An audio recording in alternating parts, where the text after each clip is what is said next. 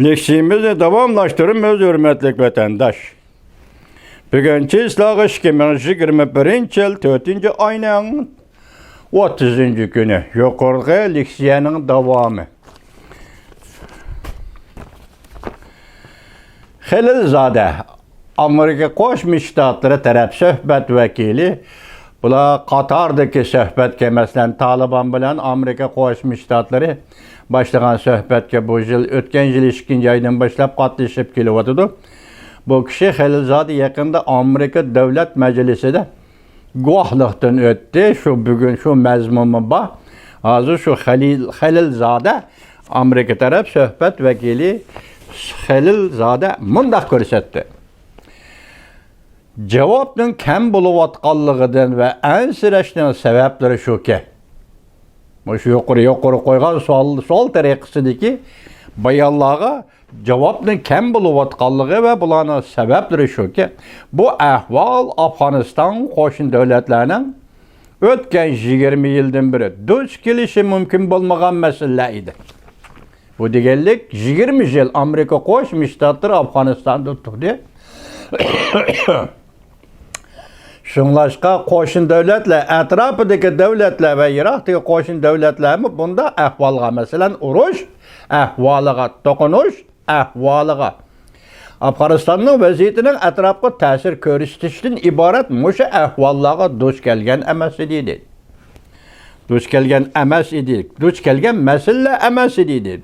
Hech bo'lmaganda bevosita duch kelib boqmagan edi yoki Afg'oniston voqealariga bevosita aralashganmi emas, bu vaziyatga bevosita qatnashganmi emas, yoki vaziyatning paydo bo'lishini O'rta Osiyo atrofidagi Afg'oniston qo'shni davlatlarda bundaq masala ko'rilgan emas deydi.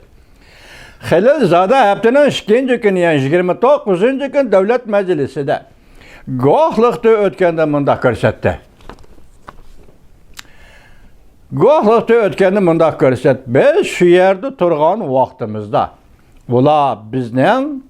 ularning masalasini hal qilishimizni umid qilatdi. Demak, bu yerda masala bor, qo'shnilarning masala bor. Qo'shnilarning o'zining masalasi bor. Amerika Qo'shma Shtatlarining Afg'onistonda turayotgan Amerika armiyasining bu masalani, ya'ni qo'shnilarning masalasini hal qilishni umid qilatdi. Endi bu qo'shnilarning masalasi deganda bu yerda konkret mazmun o'tirg'i qo'yilmabdi. Qo'shnilarning masalasini hal qilishni umid qilatdi. Masalan, shu qatorda Uyg'uriston masalasini hal qilishni Uyg'urlar umid qilgan edi. Masalan, Amerikaning Afg'onistonda turayotgan armiyasi va kuchi Uyg'uriston masalasini hal qilish kerak deganni Uyg'urlarni kutgan edi, arzu qilgan edi.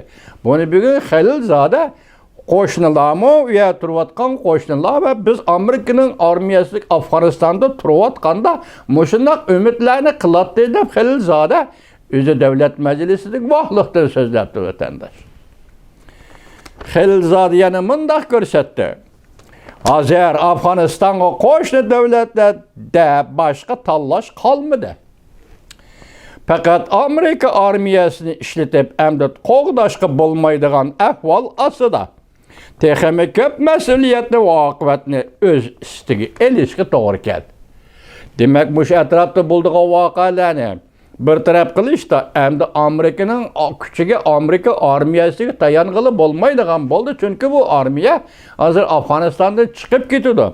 Shunlashqa atrofdagi davlatlar his qilishga boshladi-ki, endi bu rayonda ko'tarilish mumkin bo'lgan boshda aytdik-ku, portlash mumkin bo'lgan urush va uning ta'siridan qo'zg'algan voqealarga shu davlatlar endi o'zlari mas'ul bo'lishdan iborat bu tanlashni tim boshqa tanlash qolmadi O'rta Osiyoda deydi. Halilzade mundaq ko'rsatdi. Bu rayonda bu xirisga duch kelganda Afg'oniston urushi o'xshash bo'lmagan qo'shni davlatlar o'rtasidagi o'xshash bo'lmagan gumoshlar urushiga aylanib, o'xshash bo'lmagan kuchlarning qo'llashiga erishdi. Mana ofat mana bu yerdan.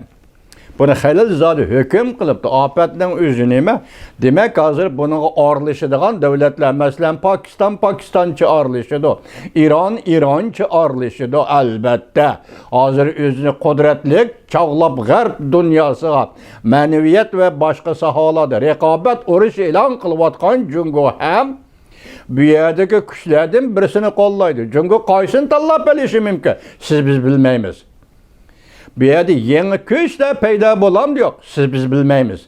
Chunki bu yerda faraz qiyos qilinyaptiki, Afg'onistonda yangi urush portlaydi deydi. Atrofdagi davlatlar o'zining kuchini ishlatadi, ko'rsatadi deydi. Bu rayonda o'ziga nima deydi? Tanlash o'ziga fursatga ega bo'ladi, o'xshash bo'lgan kuchlar o'rtasida tanlash bo'ladi. Ya'ni bu kuchlarga go'mashda. Masalan, bu yerda Ironning go'mashtisi kim bo'lishi kerak? Pakistanning go'mashtisi kim bo'lishi kerak?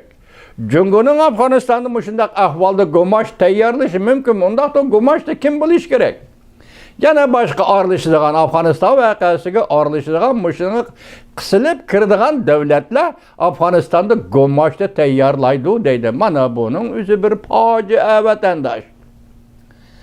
Xudo saqlasin, Afg'onistonga agar mushundaq ish yetib keladigan bo'lsa, bu 30 yillab, 40 yillab urushning dardini tortayotgan Afg'oniston xalqi uchun aytganda bu oqibat, yana fojialik oqibatdir. Masalan, go'mashtda tanlaydi.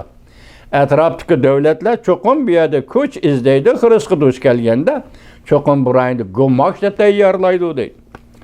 Muqimlikni kafolatlantirish. Amerika ovozi berilgan bu xabarda kichik mavzu muqimlikni kafolatlantirish.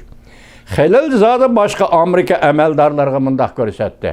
Demak, Amerika Qo'shma Shtatlarining suhbat vakili Xəlilzadə o'zidan boshqa Amerika amaldorlariga mundaq ko'rsatdi. Afg'oniston qo'shni davlatlarining xristianlarni qabul qilish sabablari bor. Bu rayonda ko'plagan davlatlar shuni tushunadiki, Afg'oniston muqim bo'lmasa, ularga yaxshilik kelmaydi. Mana gap. Nemishqa go'masht tayyorlaydi, bir tarafdan aralashaman demda qandaq, onu qo'yib turaylik.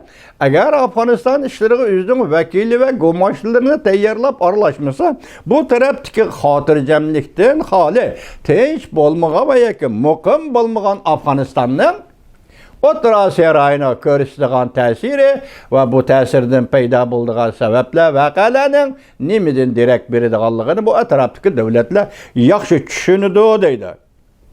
Afg'oniston muqim bo'lmasa, bu atrofdagi davlatlarga qarang, shimoldagi O'rta Osiyo davlatlariga, ham Baqanadagi Pokiston qatorliq davlatlarga Afg'oniston muqim bo'lmasa, oqibatning nima bo'ladiganligini, yaxshilik kelmaydiganligini ular tushunadi dedi. Harbiy amaldorlar mundaq deyishdi Amerikada, texmi ko'p yangi urush, texmi ko'p musofirlarni paydo qilib, bu musofirlar Afg'onistonning qo'shnisi Pokistonga eqib kirdi. Davomini anglaysiz, hurmatli vatandosh.